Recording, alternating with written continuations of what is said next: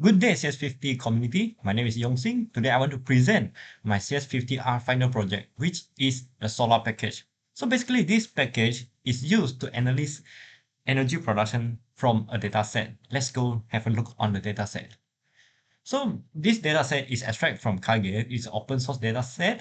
And then you can find this data set in Kage. So a glimpse of the dataset, such as the column content in this data has a name column, ID column, address, date, kilowatt hour, public URL, installation date, and UID, and etc. So this solaR package is used to plot or analyze based on which date, how many kilowatt hour of different address can be summed up of the solaR packages.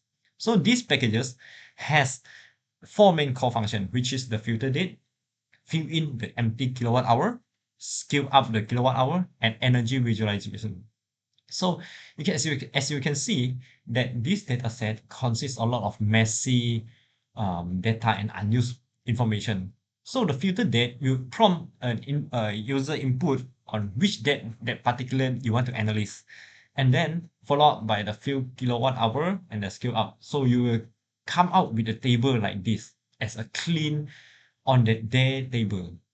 Then you further to plot the data into a visualization. Here show you some examples of the result with different dates along the year. So you can see like some days there is some interesting trend. There might be a little bit decrease in 11 a.m. like that.